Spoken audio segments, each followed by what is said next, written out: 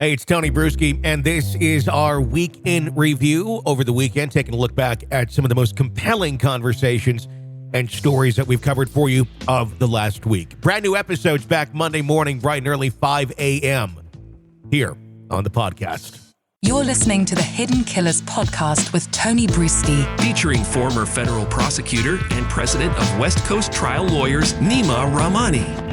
BTK, obviously they're looking into the possibility of his connection to at least 4 other homicides. That's what I got last night when I talked to the undersheriff of Osage County, viewing that 3 or 4 rather, maybe pretty closely tied. The DA, though, thinking, no, there's nothing that we can do to prosecute him right now, which is understandable. But what's your take here on this police work that's been going on with the Osage County sheriff and the big hats? I mean, it's kind of spectacle-like to a certain extent, but there's also a lot of question of, how they're going about gathering evidence, the jurisdiction that even Sheriff Eddie Virden has to go in and collect some of these things or do some of the research that he's been doing. Is this a case where there's more smoke than fire?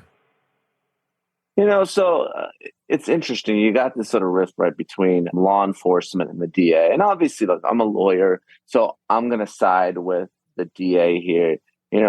Officers, they're good at what they do. They investigate, but, they really shouldn't be playing lawyer. So they're talking about, potential prosecution and, obviously there's evidentiary issues there. You got to prove 12 out of 12 beyond a reasonable doubt. And I'm sure the DA's office would love nothing more, whether it's in Missouri or Oklahoma or these other states, to prosecute greater, for these other crimes, these types of cold cases. But I think it's either premature or you're really not on the same page with the lawyers when you're making statements like that.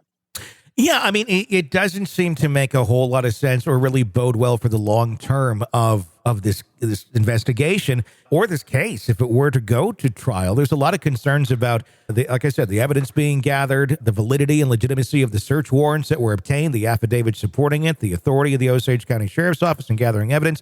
Any one of those things, I would think the opposing counsel would be trying to go after to get this thing thrown out if they were done improperly. Yeah, and look, and what's really the end game here? So listen, I get it. If I'm the victim of one of these missing or deceased people, I'm all about getting them justice. But unless you're going to get a death sentence, all you're doing is giving Rader another opportunity to act a fool in court, right? I mean, here's someone who's desperate for attention, right? Yeah. So you're going to prosecute him for one of these murders. I mean, who knows what he's going to say or what he's going to do? He's going to make a circus of it. He's already saying like Heuermann's copying him. And, I think he would love nothing more than to be on trial for another non-capital case. Now, obviously, look, if the death penalty is a different story, maybe you could finally get rid of this guy. Although his daughter is saying he's like old and decrepit in a wheelchair. So I don't know how much time he really even has. But unless I got a provable case beyond a reasonable doubt, I don't want to bring a questionable case against this guy that's not going to really add anything to his sentence. And that's the thing. We're talking evidence from like 47 years ago in 1976. And really, I don't know what we're really even talking about in terms of evidence that exists that is still there. One of the things they're looking at would be the pictures of Dennis dressed in his victim's clothing, carrying out sexual fantasies, and then comparing that back to possibly some of these women that they have cold cases on, and see, well, if this item was theirs and it's in this picture, maybe Dennis did have something to do with it. But again, we're talking photos, Polaroids from 30, 40 years ago, and evidence that may or may not exist just beyond a Polaroid. Is that strong enough to convict somebody of murdering? Obviously, the optics are horrible, and the odds are probably Dennis did do it. But is that something that's specific, that I guess weak enough to do anything?